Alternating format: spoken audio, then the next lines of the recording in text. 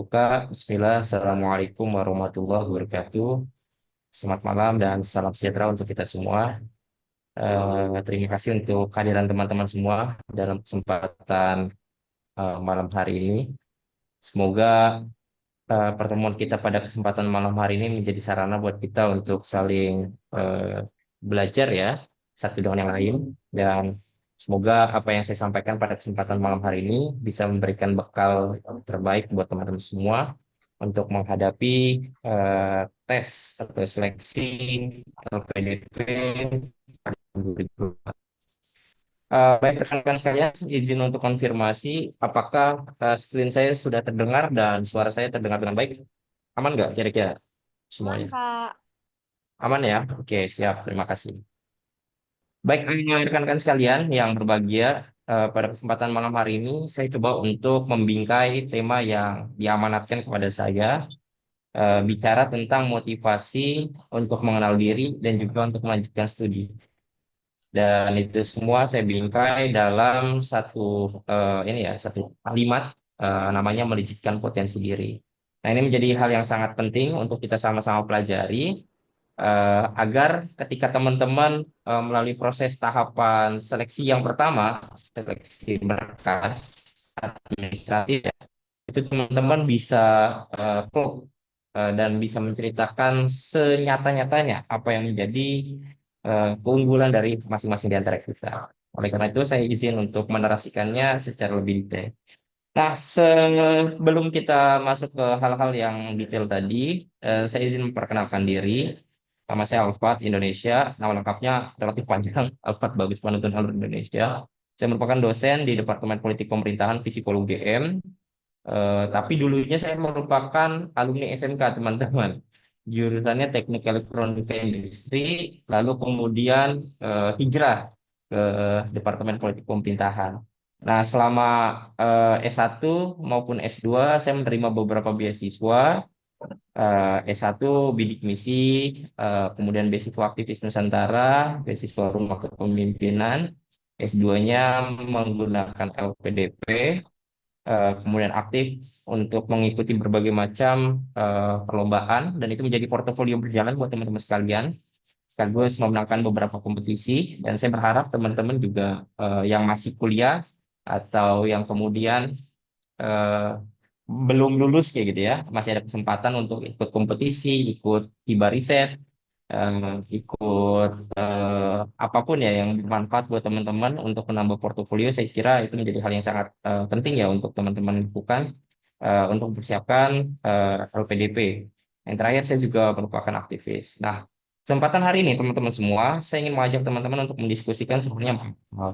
Pertama adalah bagaimana kita survive dengan keadaan diri kita. Karena satu dengan yang lain kita punya perbedaan terbelakang, perbedaan konteks sosial politik di kehidupan kita, lingkungan kultural kita, kayak gitu. Makanya kita perlu survive untuk mengatasi itu semua.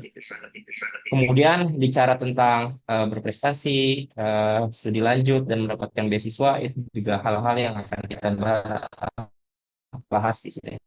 Nah, sebelum kita masuk ke hal-hal yang sifatnya besar, saya ingin mengajak teman-teman untuk merefleksikan tentang hakikat kemanusiaan kita.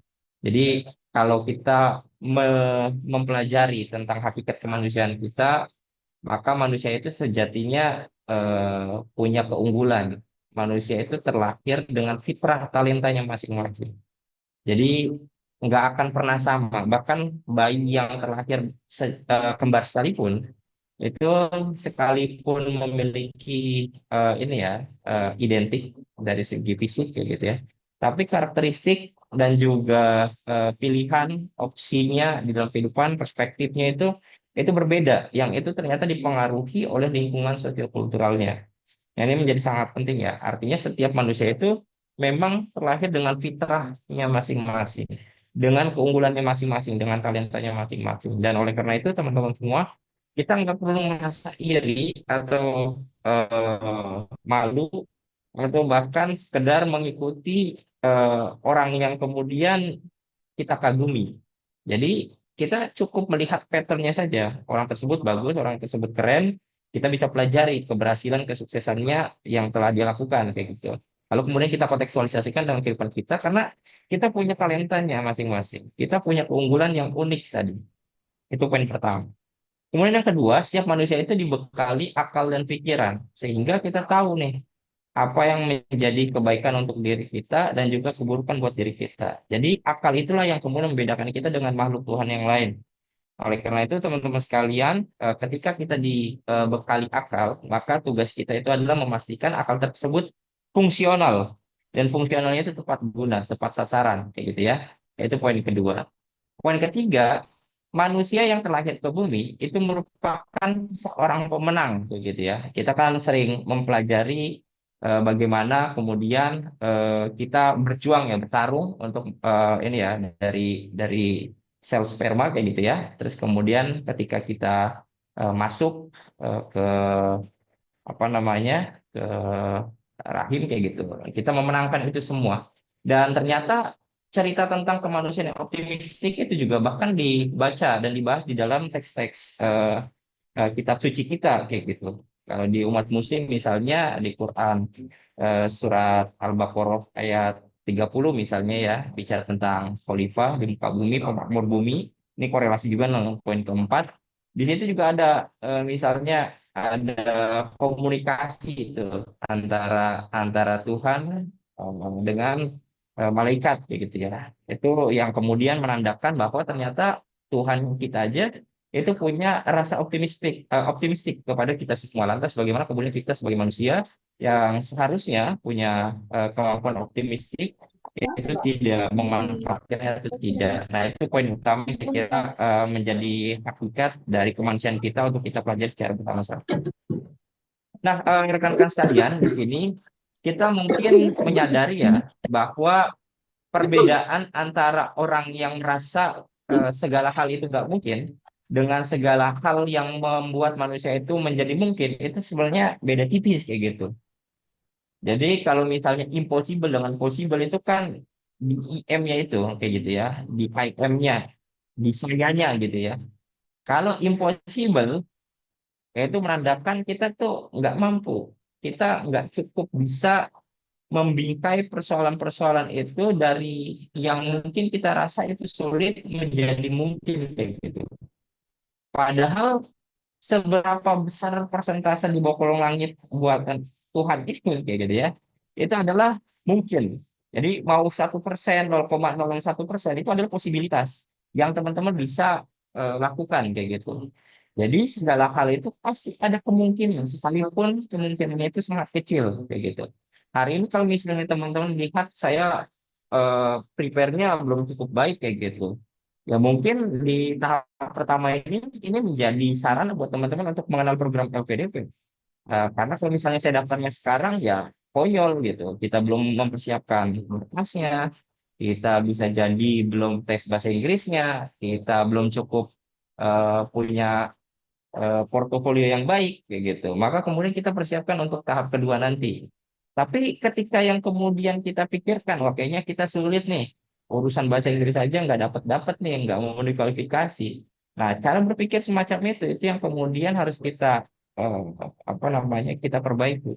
Bahwa segala sesuatu yang seringkali menghambat kita karena kita pengen kuliah ke luar negeri, tapi kemampuan bahasa Inggris kita nggak mau di upgrade gitu perempat. Nah, ini sama aja bohong kayak gitu ya. Kita akan sangat kesulitan. Jadi harus ada saling bersambut antara niat baik, keinginan, dan juga soal kemampuan kita untuk membuat sesuatu yang tidak mungkin itu menjadi mungkin. Jadi ini adalah faktor yang sifatnya kombinatif ya, komposit yang melibatkan banyak sekali faktor yang membuat kita dari tidak bisa menjadi bisa. Nah, persoalan bisa nggak bisa, teman-teman, itu bukan hanya dirasakan oleh kita, teman-teman. Jadi kalau misalnya teman-teman melihat berita di media massa kayak gitu, ada orang, ya, ini saya kasih contoh, ada orang gagal nikah hanya karena uangnya itu kurang 700.000, kayak gitu ya. Ini persoalan tentang dua sejoli gitu ya, yang kemudian batal nikah karena uangnya kurang 700.000, nggak disepakati, nggak disetujui sama pihak perempuan kayak gitu. Yang individu misalnya. kita waktu mau masuk kampus S1, oh ternyata kita nggak diterima jalur SNMPTN. Kalau sekarang UTBK misalnya, nggak diterima nih di kampus favorit kita atau di kampus tujuan kita. Akhirnya kita mungkin harus masuk ke prioritas 2, prioritas 3, atau bahkan kemudian kuliah di kampus swasta kayak gitu. Nah, itu adalah pembelajaran tentang penerimaan di level individu. Ada lagi misalnya di level kelompok kayak gitu ya, timnas kayak gitu, gagal menuju Olimpiade karena kalah di babak playoff misalnya. Itu adalah kegagalan bersama, kegagalan kolektif yang dilakukan oleh tim nasional sepak bola misalnya. Tapi dilakukan secara bersama-sama. Kegagalan bukan hanya dirasakan oleh satu individu saja, tapi dirasakan oleh sekelompok orang. Gitu. Nah, ada juga di level negara kegagalan di mana gagal nangkep koruptor misalnya. Sampai hari ini Harun Masiku belum ketangkep. Ini kan menunjukkan kegagalan di level negara. Jadi ada tuh kegagalan. Individu bisa, kelompok bisa, bahkan negara sekalipun bisa mengalami kegagalan teman-teman sekalian. Jadi soal kegagalan itu adalah hal yang sangat lumrah dan kemudian pasti terjadi di dalam kehidupan kita kayak gitu. Nah, persoalannya adalah bagaimana cara kita memitigasi kegagalan tersebut. Itu pertama. Yang kedua adalah bagaimana cara kita merespon kegagalan tersebut agar tidak terjadi kegagalan-kegagalan berikutnya. Nah, ini yang kemudian menjadi pembelajaran penting buat kita semua. Ini adalah gambar terkait dengan status yang saya berdoa semoga teman-teman kita semua kayak gitu ya itu akan mendapatkan laman ini ketika nanti pengumuman tahap akhir kayak gitu ya di apa namanya di akunnya teman-teman semua. Ada tulisan selamat Anda telah lulus seleksi wawancara. Kalau sekarang selamat Anda telah lulus seleksi substantif. Bahkan ada nilainya sekarang. Kalau ketika saya dulu lolos itu nilainya harus minta dulu ke apa namanya ke portal LPDP untuk minta transparansi. Gitu. Kalau sekarang nilainya sudah muncul dengan sendirinya. Nah, teman-teman sekalian, kalau kita melihat secara lebih seksama kayak gitu ya, setiap orang itu ada yang kemudian bisa jadi berhasil one shot kayak gitu ya. Dan sekali coba langsung lolos. Tapi dalam kasus saya, saya itu berhasil coba kedua, teman-teman sekalian.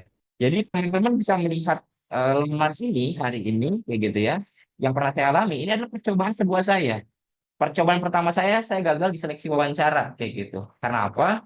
Karena ketika reviewer bertanya kepada saya, apa cita-cita kamu? Cita-cita saya jadi dosen. Tapi setelah di kampus, saya tidak pernah punya portofolio untuk melakukan riset bersama dengan dosen kayak gitu. Nah, itu adalah kelemahan saya pada saat itu. Karena selama di kampus kayak gitu ya, selama menjadi mahasiswa, saya tidak pernah melakukan riset bersama dengan dosen. Jadi muncul pertanyaan kok bisa mau jadi dosen tapi selama di kampus kerjanya demo, nah aktif di BEM kayak gitu ya. Tapi ketika kita melihat ternyata ya mungkin percobaan pertama kita belum cukup siap dan kita gagal membingkai tadi kita punya cita-cita A kayak gitu ya. Tapi kita nggak punya rekam jejak terkait dengan A tersebut kayak gitu. Jadi nggak make sense, nggak nyambung. Nah, saya kemudian setahun setelahnya datang lagi dengan kepercayaan diri bahwa saya sudah punya portofolio kerja, saya sudah melakukan banyak sekali riset dalam waktu 1 tahun saya sudah melakukan beberapa riset kayak gitu ya.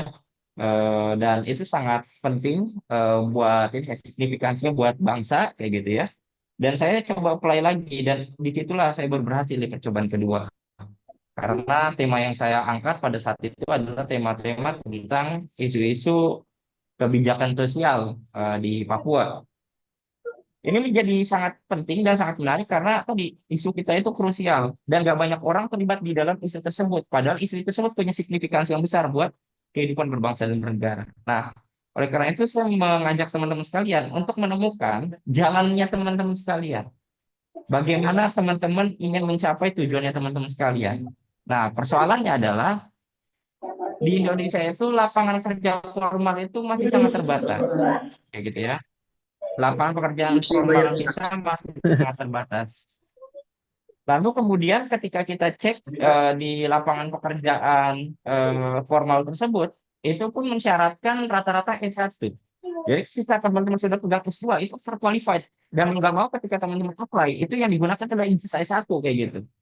Nah, di sini pentingnya teman-teman sekalian adalah harus punya proyeksi. Apa iya semua orang yang ikut LPDP cita-citanya harus jadi dosen kayak gitu? Apa iya kemudian orang-orang yang harus studi lanjut itu adalah orang-orang yang mau jadi peneliti BRIN misalnya. Nah, ini kan pertanyaan-pertanyaan sederhana yang harus kita jawab kayak gitu. Karena jangan sampai ketika kita apa namanya sudah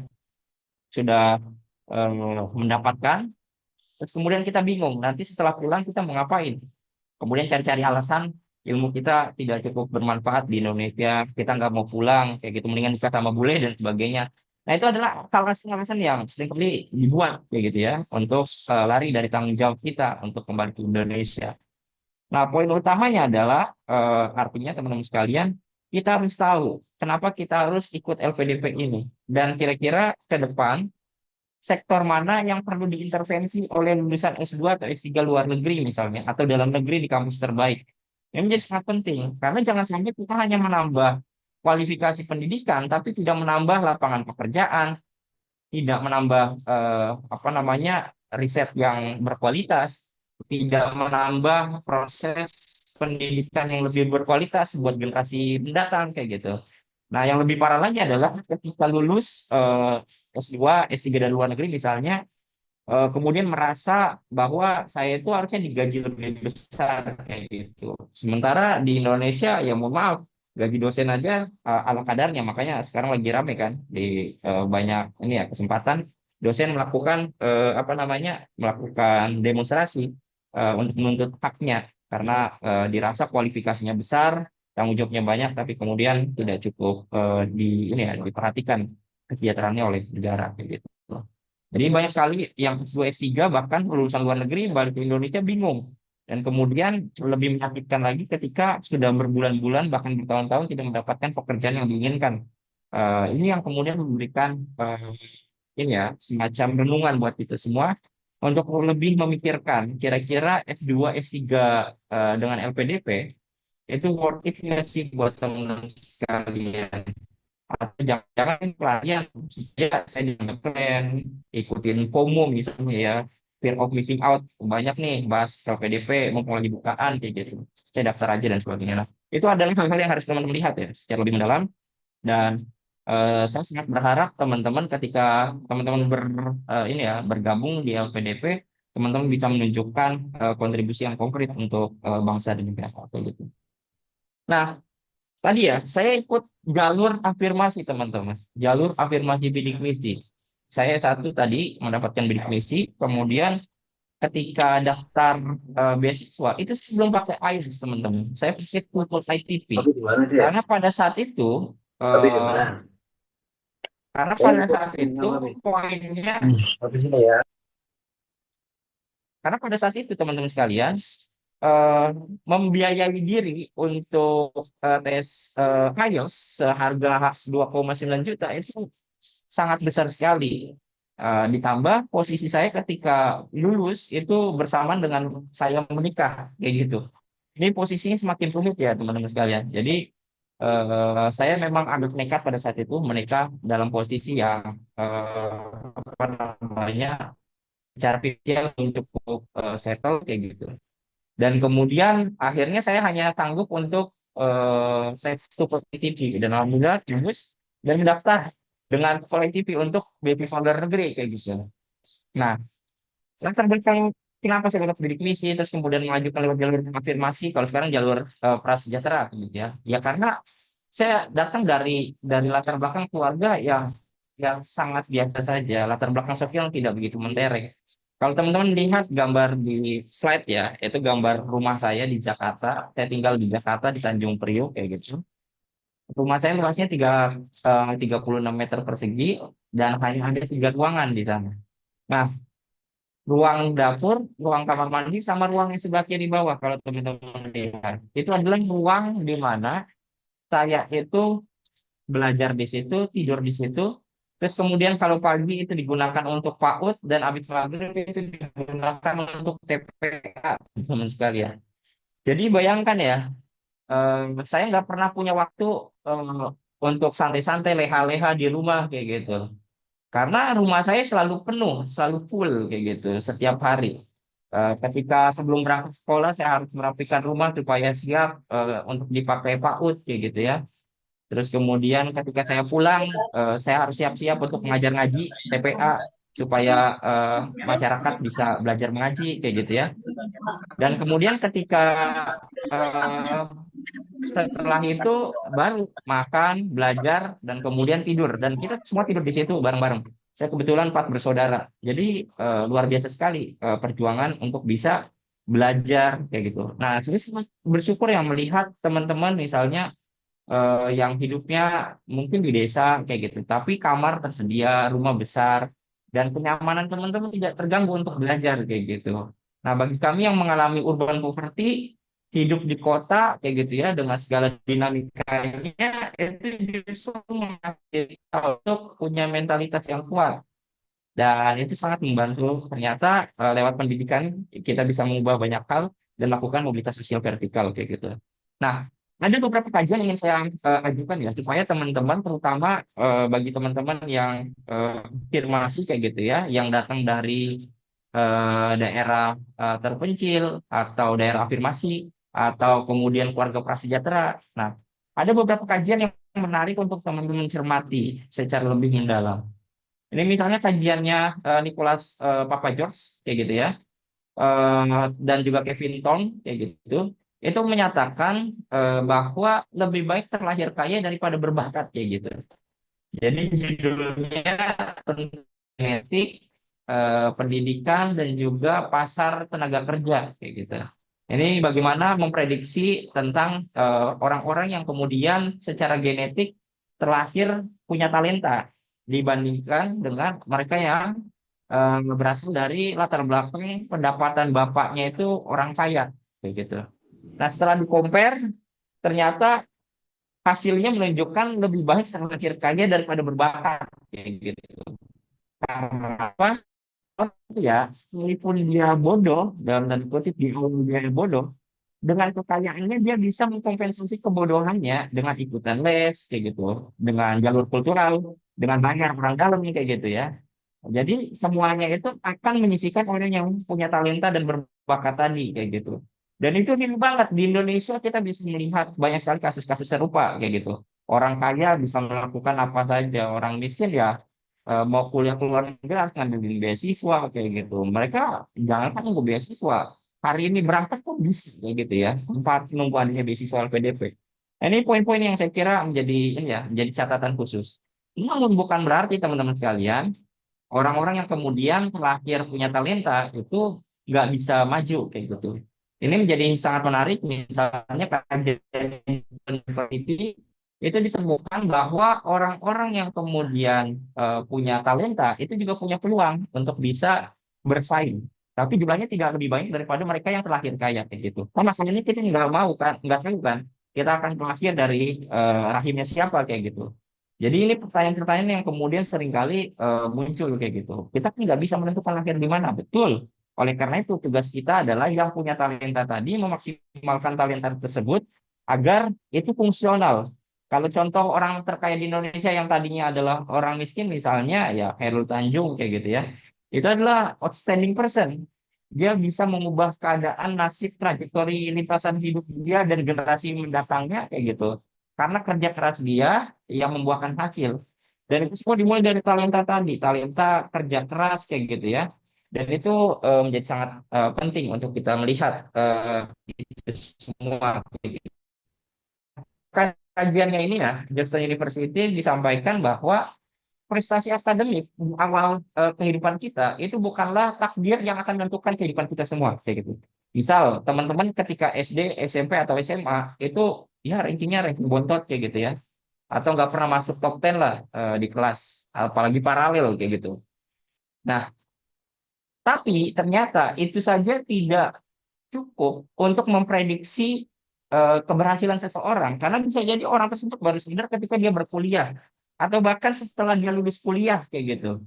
Jadi prestasi akademik di awal karir itu tidak menunjukkan seseorang itu akan berhasil atau enggak. Bahkan kalau misalnya teman-teman lihat tren di ini ya, di media sosial kita beberapa waktu lalu, misalnya yang ranking satu di kelas jadi apa sih kayak gitu. Terus kemudian yang bego di kelas atau tidak pintar kayak gitu ya, itu jadi apa sih kayak gitu. Dan banyak sih orang-orang tidak pintar di kelas, dalam tanda kutip ya, tidak pintar di kelas, itu kemudian memamerkan kekayaan mereka hari ini kayak gitu. Nah ini kan menjadi ini ya, menjadi presiden buruk. Ngapain kita rajin-rajin belajar, ngapain jadi pintar, ngapain jadi berguna kayak gitu. Kalau misalnya saya bisa jadi itu semua dari orang miskin kayak gitu, dari orang kaya kayak gitu ya. Saya nggak perlu merasa bagaimana-bagaimana karena cukup punya orang tua kaya atau cukup apa namanya punya kenalan orang dalam dan sebagainya. Nah, jadi ini menjadi hal yang harus kita cermati secara bersama-sama bahwa ternyata orang-orang yang kemudian punya prestasi baik itu memang satu kebaikan, tapi itu tidak menentukan kehidupan kayak gitu. Karena itu semua ada banyak sekali faktor variabelnya ya yang kemudian harus teman-teman pikirkan. Nah, di sini poin utamanya teman-teman sekalian. Jadi penting nih buat teman-teman sekalian untuk memahami peluang-peluang tersebut untuk kehidupan teman-teman sekalian.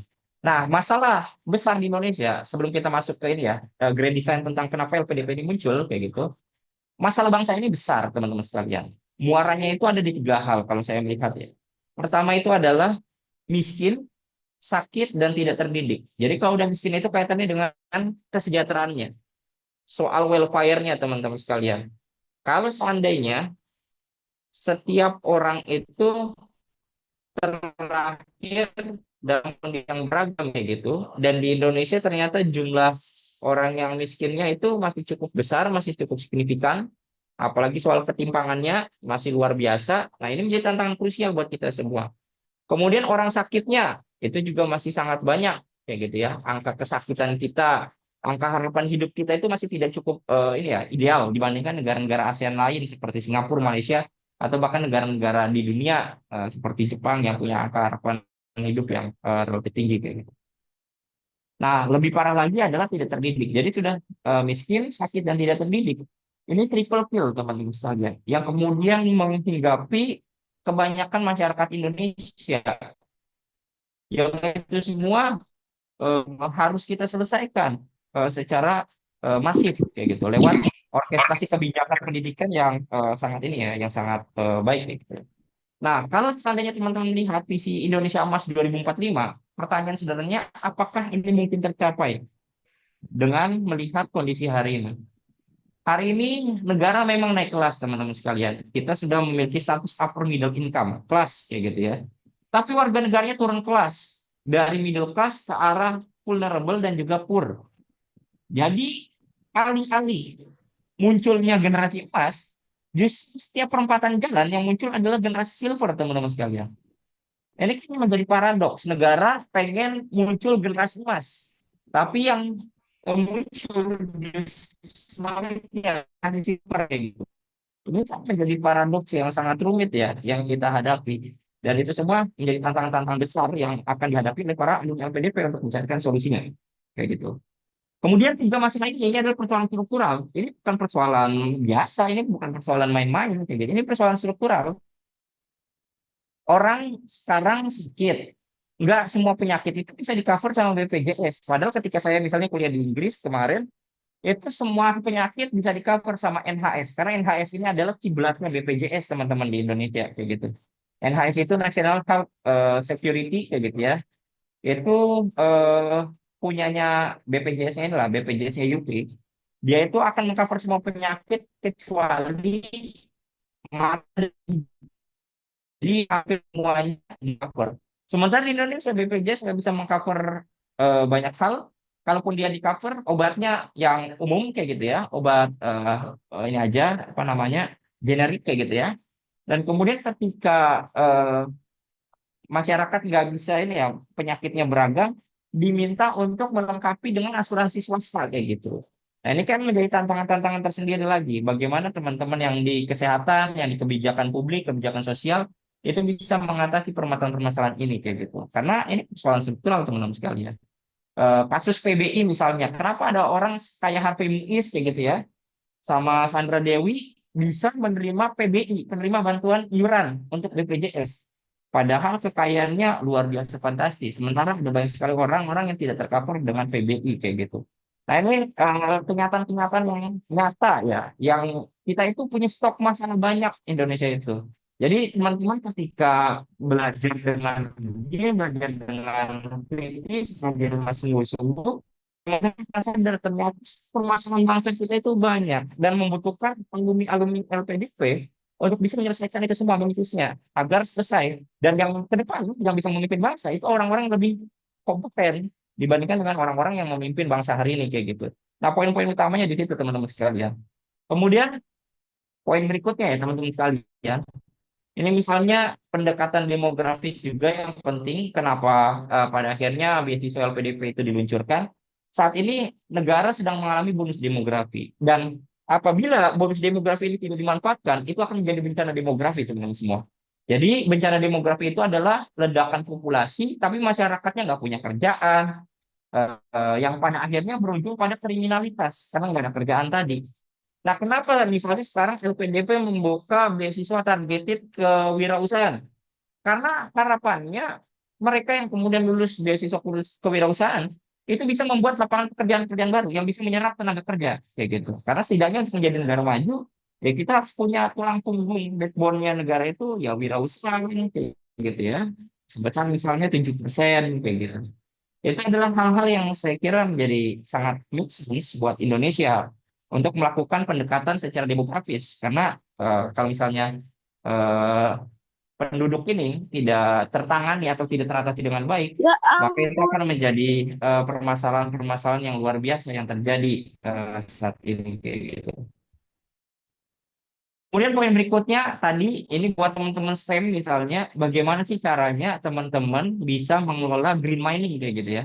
Kita boleh ekstraktif kayak gitu. Tapi bagaimana ekstraktif yang berbasis lingkungan, yang green, yang mementingkan aspek reklamasi, reboisasi kayak gitu ya.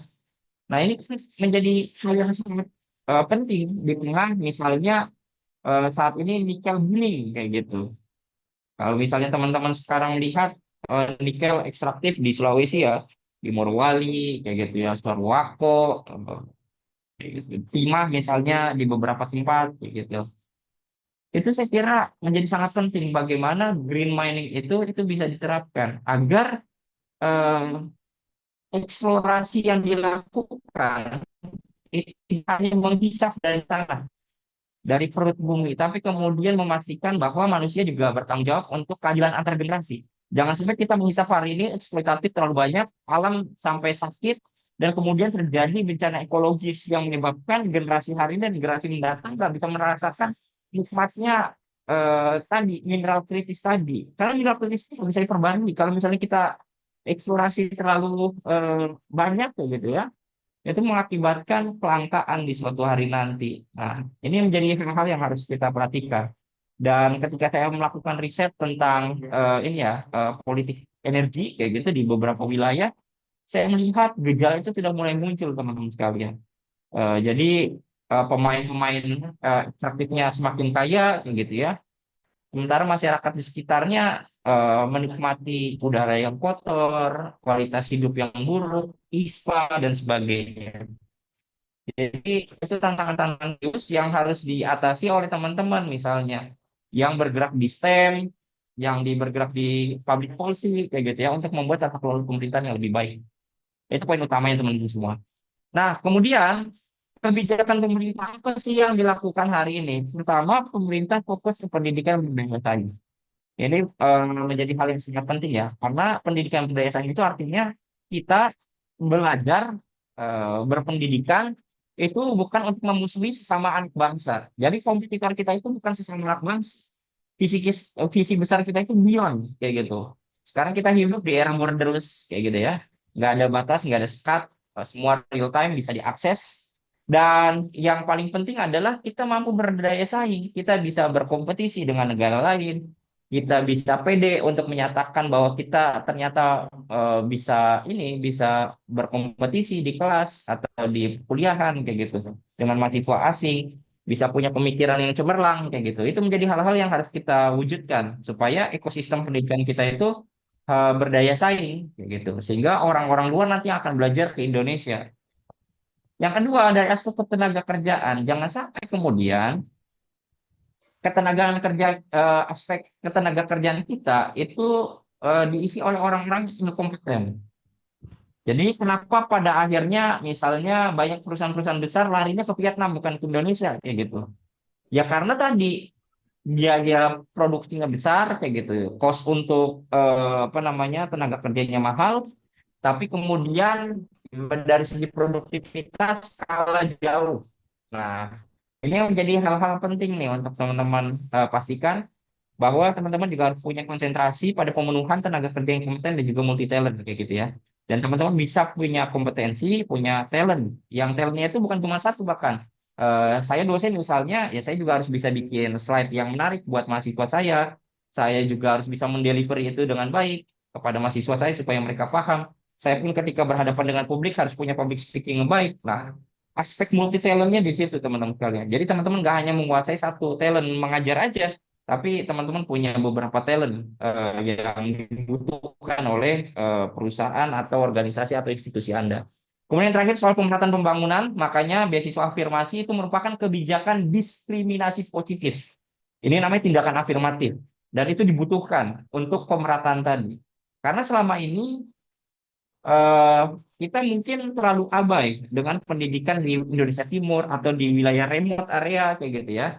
Itu menjadi hal-hal yang harus kita perhatikan secara seksama agar keadilan dalam konteks pendidikan itu bisa dinikmati oleh sebanyak-banyaknya orang. Nah, sekarang kita masuk teman-teman sekalian bicara tentang LPDP.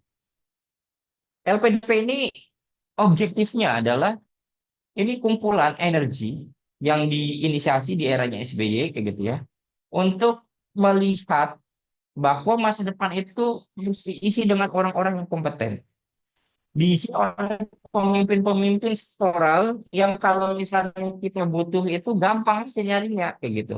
Indonesia kaya, hutannya luar biasa, sumber daya alamnya luar biasa, sumber daya manusianya luar biasa. Nah, bagaimana cara pemimpin-pemimpin sektoral ini bisa terdistribusi secara merata ke semua daerah? Nggak cuma talenta itu terkonsentrasi di wilayah perkotaan, apalagi di Pulau Jawa aja kayak gitu. Kenapa orang mau sukses harus ke Jawa, harus ke Jakarta kayak gitu? Dan semua orang-orang pintar numpuk di Jakarta. Nah, ini kan jadi tantangan-tantangan serius. Oleh karena itu, teman-teman semua, penting buat kita untuk menyelenggarakan pendidikan yang tadi, yang mampu melihat bahwa ini adalah sarana untuk melakukan mobilitas sosial secara vertikal.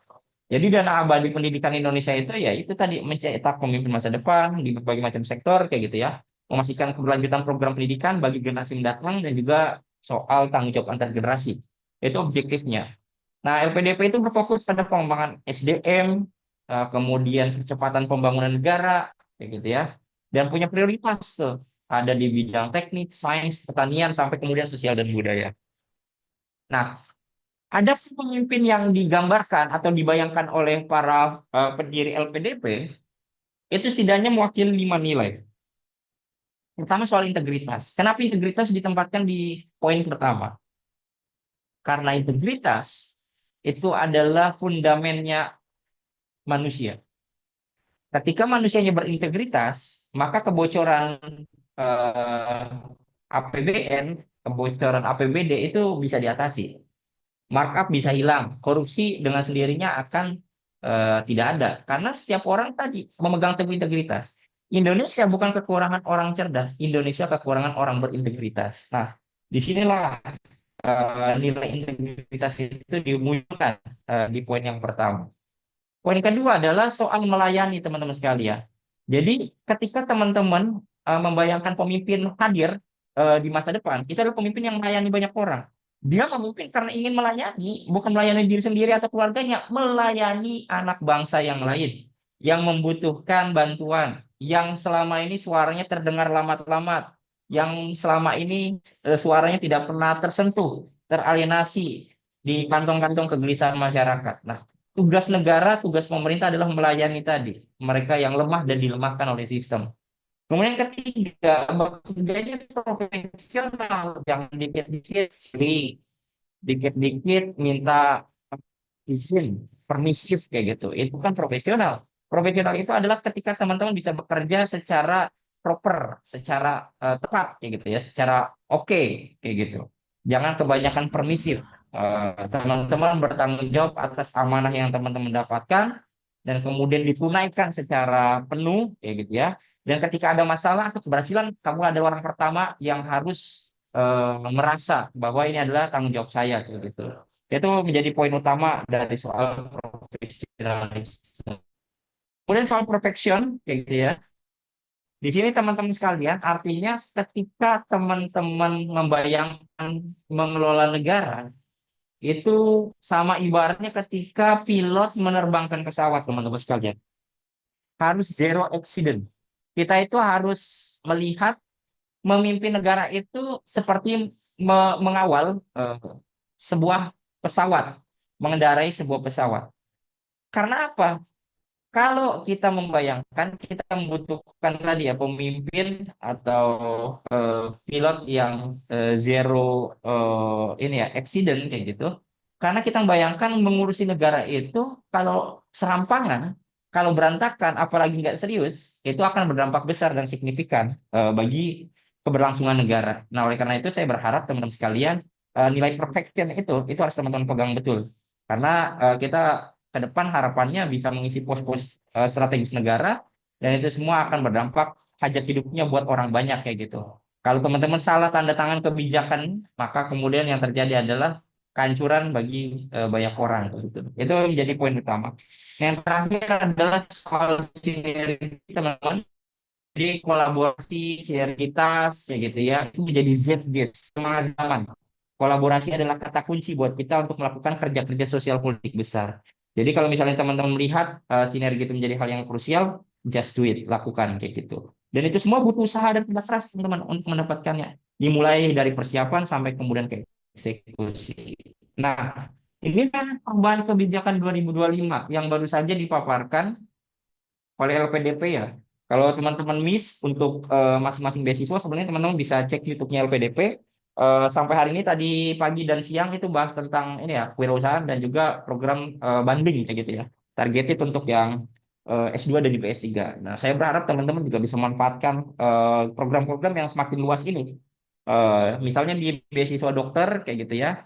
Jadi di beasiswa dokter itu ada ini, ada keharusan untuk menyampaikan surat rekomendasi dari instansi atau industri dan surat kesediaan promotor atau promotor jika pendaftar telah mendapatkan persetujuan promotor dan atau kopromotor kayak gitu. Jadi teman-teman sekalian melihat ya di situ bahwa ternyata ada perubahan. Kenapa ini menjadi penting ya tadi karena beasiswa dokter itu jumlahnya besar ya. Apalagi dapat dana tunjangan buat keluarga dua orang kayak gitu dependen. Negara itu membiayai kamu mahal.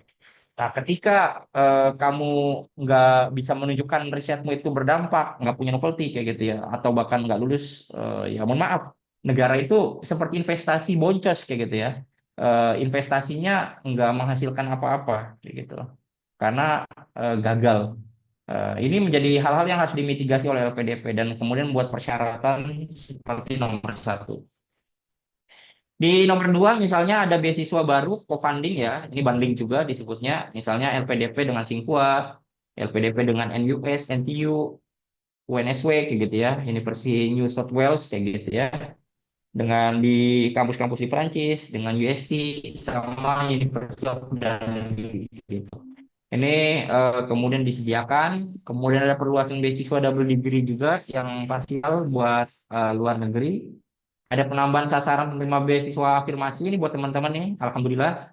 Jadi yang daerahnya mungkin dari remote area atau melihat kanan kirinya kok masih sepi URL di LPDP-nya. Nah, ini kesempatan buat teman-teman karena makin luas sasarannya ya. Kemudian update daftar universitas tujuan itu juga sudah ada penambahan di PTUD, misalnya nambah LSI dan beberapa kampus lain. Dan kemudian penambahan perguruan tinggi dalam negeri dan luar negeri yang mendapatkan izin. Jadi kalau misalnya teman-teman mau daftar ke kampus A yang kemudian kampus itu tidak ada di listnya LPDP, itu diperbolehkan.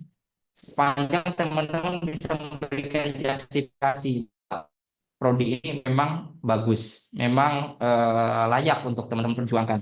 Nanti pihak LPDP yang akan menyeleksi itu semua. Terakhir misalnya definisi penyandang disabilitas kayak gitu ya, ini juga diperhatikan. LPDP bisa memindahkan pendaftar ke program beasiswa LPDP lainnya jika pendaftar memenuhi seluruh persyaratan beasiswa LPDP lainnya kayak gitu. Jadi kondisi disabilitasnya itu bisa dicek ya antar satu dengan yang lainnya kayak gitu. Itu harus dilihat. Nah, ini poin yang juga, menjadi krusial. Eh, Setelah kita Pernah. Saya nggak masing-masing cuma mimpi kita doang, atau kemudian temen Ina doang. ketika ketika kita kemudian melihat ya mimpi kita ke depan jadi apa? Apakah jadi dosen? Ya memang kampus-kampus di Indonesia itu jumlahnya ada sekitar 4.200-an. Terbesar nomor 2 di dunia di bawah India kayak gitu. Jadi kampus kita itu banyak banget di dunia. Tapi yang masuk 1.000 besar top university di dunia itu cuma 10 kampus teman-teman sekalian. Nah ini kan pertanyaan besar. Sebenarnya kalau kita membayangkan kampus Indonesia banyak, harusnya kan terserap tuh lulusan S2 atau S3 itu ke kampus-kampus di Indonesia. Ternyata persoalannya tidak semudah itu. Karena bisa jadi orang yang masuk ke perguruan tinggi ya lewat jalur dalam atau kemudian memang dia sudah dikader dari perguruan tingginya untuk masuk ke sana sehingga kompetisinya menjadi semakin sulit kayak gitu dan sebagainya. Nah, ini menjadi hal-hal yang harus menjadi tantangan teman-teman sekalian. Ditambah gajinya pun tidak seberapa seperti yang sudah saya sebutkan. Maka kendati mahasiswa bagi saya menjadi dosen itu adalah pilihan sadar saya. Saya berasal dari latar belakang keluarga yang punya profesi di bidang pendidikan, bapak guru SMP dan SMK, ibu guru PAUD, adik saya guru SD, saya sekarang jadi gurunya mahasiswa kayak gitu. Itu semua adalah proses pembelajaran yang saya kira menjadi sangat penting dan itu pilihan sadar teman-teman. Karena apa? Karena melalui pendidikan saya berharap saya bisa menolong rakyat kebanyakan untuk keluar dari kebodohan dan melakukan mobilitas sosial kayak gitu. Jadi di titik ini teman-teman sekalian, silakan temukan mimpi teman-teman sekalian. Nggak ada orang yang nggak bisa bermimpi, men. Hari mimpi lo kayak gitu. Itu poin utamanya teman-teman sekalian. Jadi teman-teman boleh bermimpi apapun, mau jadi peneliti, mau jadi guru, mau jadi pengusaha, mau jadi apa namanya karyawan atau top manajemen kayak gitu. Itu silakan. Semuanya yang penting teman-teman bekerja dengan hati dan berdampak ya untuk bangsa dan negara kayak gitu. Nah, kita masuk ke tahap persiapan LPDP-nya teman-teman sekalian. Tadi kita sudah membahas dan mendiskusikan tentang bagaimana soal membangun motivasi di level internal, melihat roots atau lanskap atau trajektori kehidupan kita masing-masing, kemudian kita bayangkan ke depan itu kita akan seperti apa, kayak gitu ya. Nah, sekarang kita penting nih untuk mempersiapkan diri, karena bagi yang ingin ambil waktu sekarang ya, ke tahap 1 LPDP-nya, waktunya masih lumayan proper, masih ada 22 hari. Silakan teman-teman manfaatkan itu semua untuk mempersiapkan diri. Jadi mulai dari kenali diri. Teman-teman adalah orang yang paling paham tentang diri teman-teman sendiri, bukan orang lain kayak gitu. Orang lain melihat dari kejauhan dan dia hanya melihat sebagian dari sisi kamu sekalian. Oh ternyata kamu keren di media sosial kayak gitu ya. Kamu keren kalau di hadapan orang lain. Tapi siapa sangka dia punya banyak sekali persoalan-persoalan di belakang layar yang kemudian kamu nggak pernah tahu kayak gitu. Nah itu menjadi hal-hal yang harus teman-teman pahami. Jadi yang paling mengenal diri kita seharusnya adalah diri kita sendiri.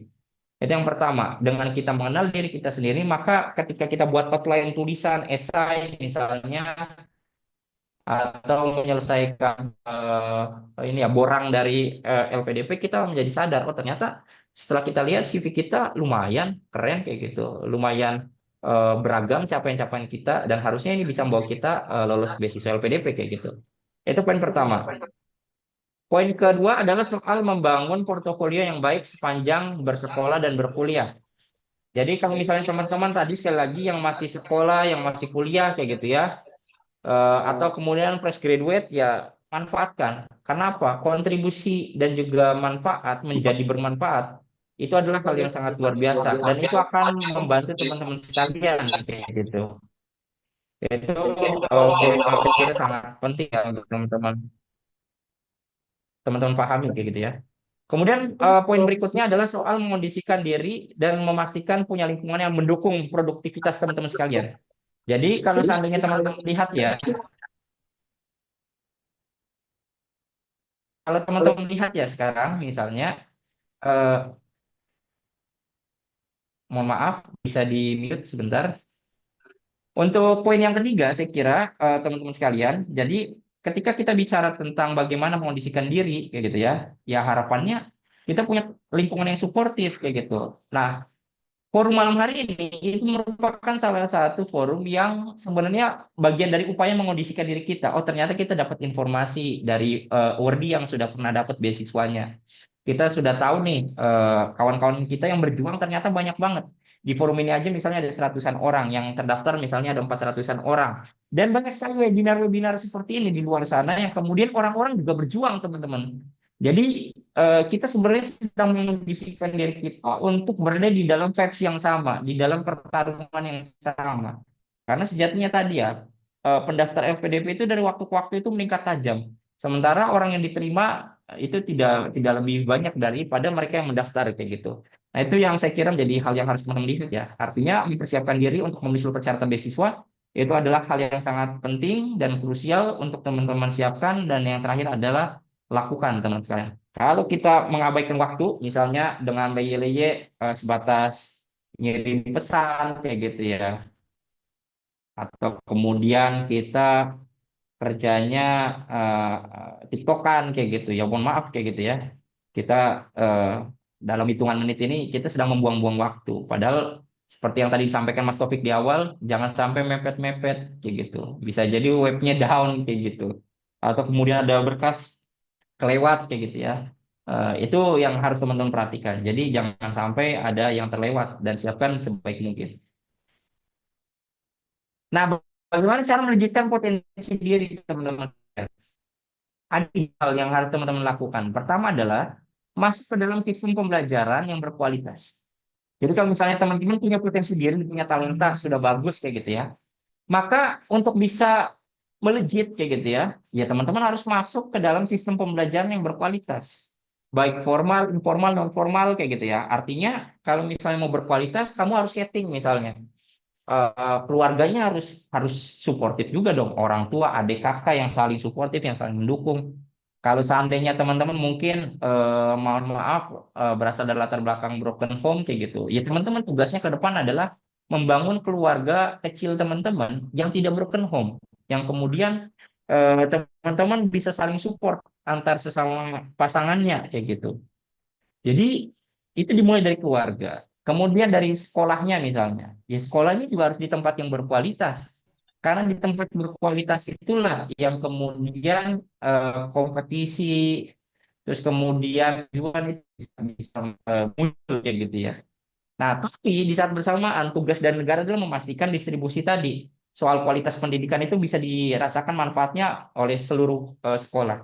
Hanya saja memang kalau kita sering kali mengandaikan sekarang kan masih ada bayangan oh ini kampus favorit, ini top apa sekolah kayak gitu ya. Kita memang selalu berupaya untuk masuk ke dalam sistem pendidikan yang bagus. Nah, sistem pendidikan yang bagus itu seperti apa? Ya bisa jadi kampus yang bagus atau prodi yang bagus kayak gitu. Karena dengan setting lingkungan yang bagus itu akan membantu kita untuk lebih apa ya, lebih produktif, lebih baik kayak gitu ya dari waktu ke waktu. Nah itu poin utamanya. Kemudian poin kedua itu adalah kombinasi antara pendidikan dan juga pengajaran. Jadi cara kita untuk apa melejitkan potensi, kita harus masuk ke dalam sistem pendidikan. Sistem pendidikan itu adalah transfer pengetahuan dari orang tua ke anak, dari guru ke siswa, dari dosen ke mahasiswa kayak gitu. Itu adalah pendidikan, transfer pengetahuan. Tapi ada juga pengajaran, namanya apa? Mentoring kayak gitu, pendampingan. Jadi teman-teman harus punya guru yang kemudian bisa memantau teman-teman. Makanya kalau les IELTS, oh ini ada pendampingan kayak gitu. Mentoring untuk lolos beasiswa LPDP kayak gitu. Bahkan acara webinar kita buat ini nggak cuma satu sesi, kita buat 4 sesi untuk membekali teman-teman. Dan tugas saya malam hari ini adalah untuk unlocking ide-nya teman-teman dulu kayak gitu. Jadi teman-teman harus tahu dulu idenya teman-teman untuk S2 itu apa. Jalan saya seperti apa yang harus saya tempuh, rute tercepatnya seperti apa kayak gitu. Dan tugas teman-teman saya berikutnya di 3 malam ke depan adalah melihat secara lebih detail hal-hal teknis yang berkaitan dengan beasiswa tersebut.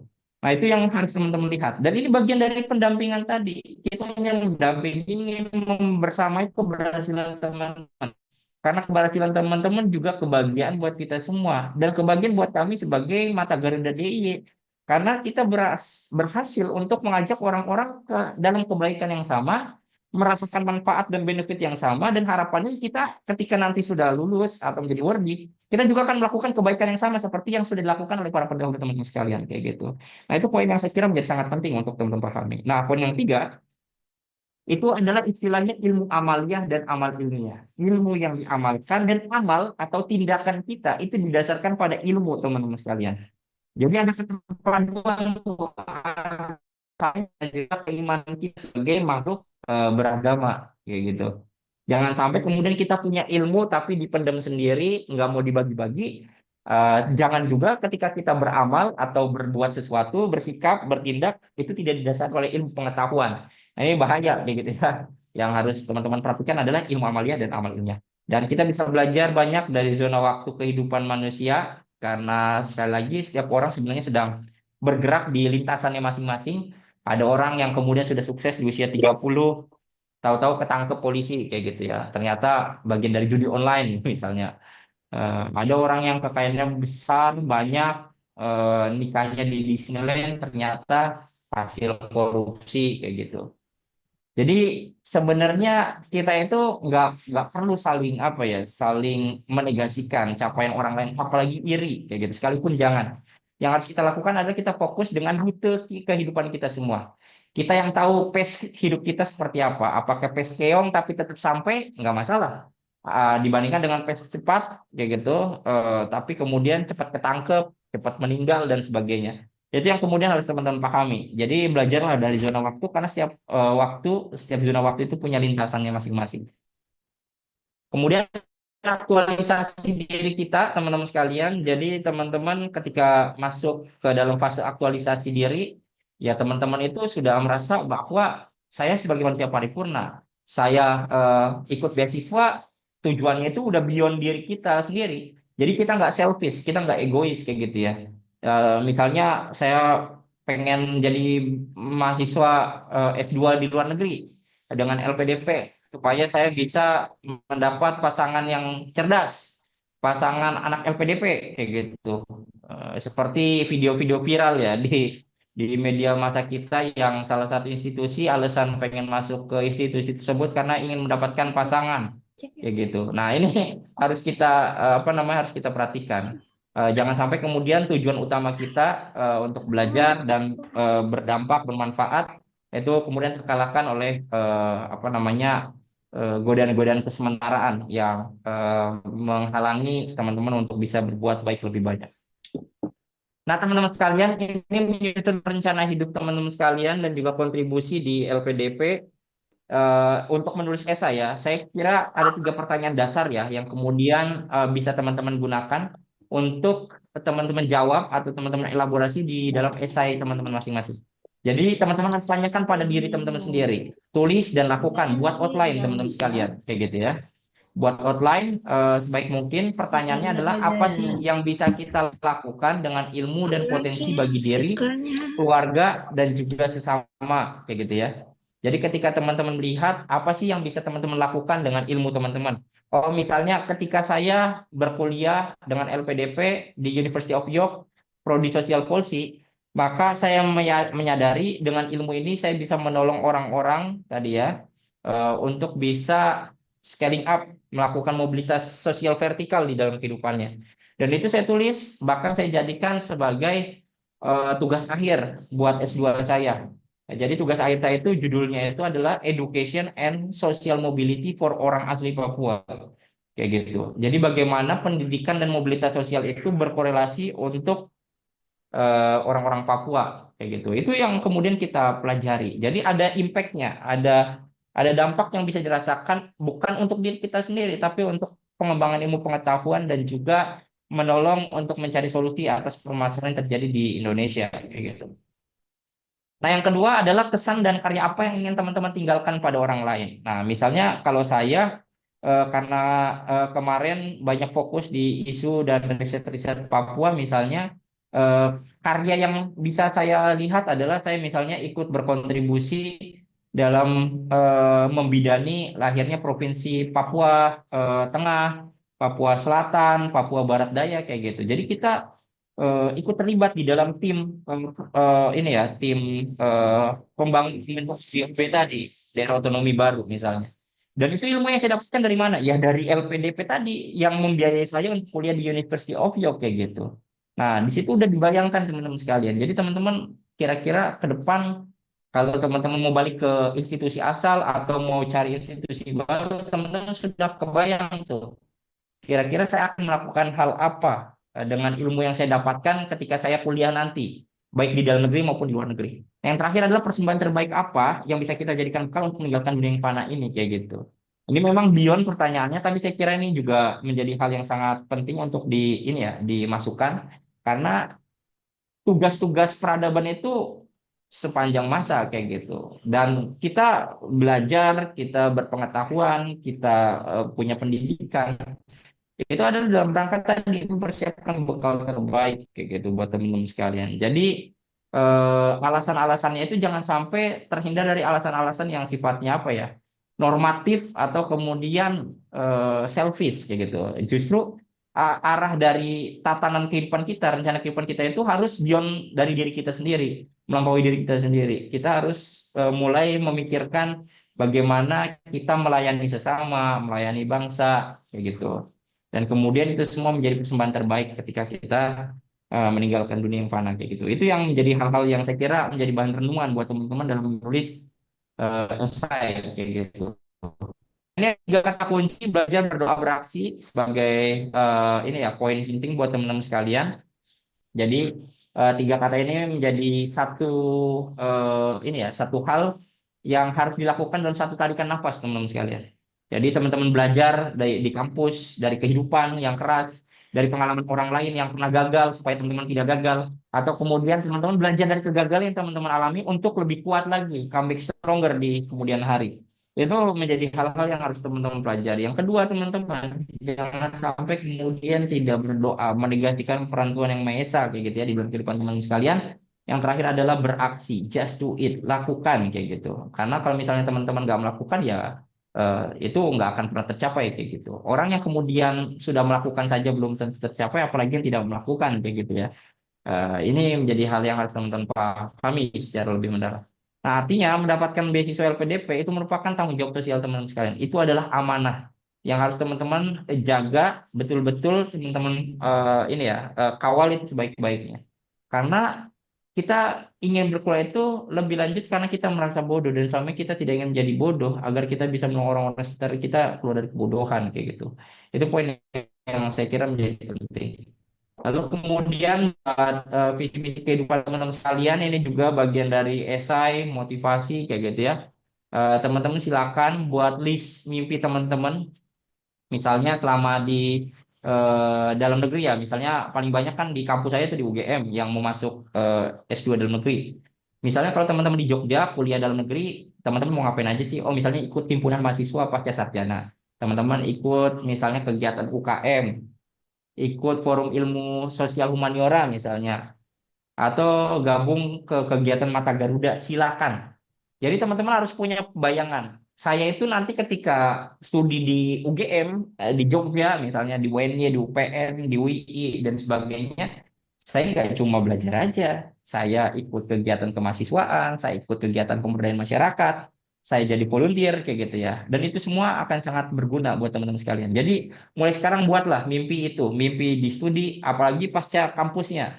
Oh, teman-teman akan balik ke institusi asal atau daftar CPNS atau apapun, nah, silakan teman-teman sekalian. Yang penting teman-teman taat aturan yang sudah ditetapkan. Sekarang lebih mudah tuh, 2N kayak gitu. Dulu 2N+1 kayak gitu ya. Sekarang 2N saja, jadi silakan teman-teman manfaatkan itu sebaik mungkin. Bahkan dimungkinkan buat teman-teman untuk magang atau bekerja di luar negeri selama 2 tahun gitu ya. Sepanjang teman-teman dapat ini persetujuan dari LPDP. Luar biasa sekali kesempatan yang saya kira luar biasa buat teman-teman manfaatkan. untuk berkarya ya, dan itu semua nanti akan punya dampak benefit buat bangsa ke depan. Kemudian tempelkan diingatan di kepala teman-teman. Kalau nggak cukup, tulis di buku harian. Kalau nggak bisa, buat di kertas dan ditempel di dinding kamar teman-teman sekalian. Itu cara kita untuk mengondisikan diri supaya kita bisa memahami dan mempreskan kehidupan kita ke depan. Berkomitmen untuk menjalankannya. Coret mimpi yang sudah terlaksana dan buatlah mimpi yang lebih besar dari waktu ke waktu. Itu adalah hal-hal yang saya ini untuk teman-teman yang di dunia pasca kampus, temukan why dan why-nya, teman-teman sekalian. Temukan jalan dan mengapanya. Jadi misalnya teman-teman dihadapkan pada pilihan mau bekerja apakah melanjutkan perkuliahan. Oh, ternyata yang lebih bagus ya, ini saya menyarankan lebih bagus itu adalah teman-teman yang baru fresh graduate, cari kerja dulu. Bekerja paling tidak 2 tahun. Untuk apa? Untuk mendapatkan sense tentang dunia pekerjaan. Jadi jangan buru-buru langsung pada namanya melanjutkan perkuliahan kayak gitu ya.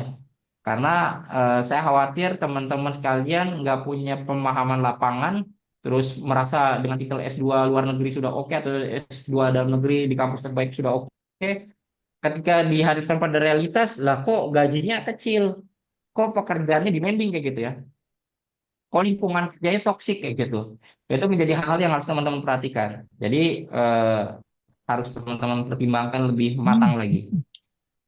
Kemudian keinginan membina rumah tangga itu juga akan muncul buat teman-teman yang di dunia pasca kampus. Saya kuliah dulu, kerja dulu, apa nikah dulu kayak gitu. Itu pasti muncul tuh kepikiran-pikiran teman-teman yang sudah lulus dari pasca kampus kayak gitu ya. Kemudian tetap ingin melanjutkan kontribusi sosial, mewujudkan mimpi-mimpi yang lebih besar dan keberlanjutan aktivisme yang telah dibangun di kampus. Nah, ini sebagai slide yang ini ya, yang di bagian akhir teman-teman semua. Jadi setiap orang itu lagi-lagi punya kontribusi. Nah, LPDP itu menuntut kontribusi kita ke depan. Nah, kontribusi itu bisa berupa ilmu pengetahuan, bisa tenaga, bisa waktu, harta benda, bisa bentuknya kebudayaan, sosial, politik hukum, termasuk bergembira dan juga peringatan kayak gitu ya. Itu adalah kontribusi kita untuk bangsa. Nah, teman-teman kalau lihat gambar di atas sebelah kiri, mungkin kita nggak kenal by name ya, satu persatu di antara mereka. Tapi ketika mereka bergabung sebagai grup, kita tahu nama mereka adalah Pandawara Group kayak gitu. Mereka kumpulan anak-anak muda yang kemudian punya concern terhadap isu lingkungan kayak gitu. Mereka punya kontribusi terhadap bangsa dengan cara membuat lingkungan lebih lebih bersih, lebih baik kayak gitu ya.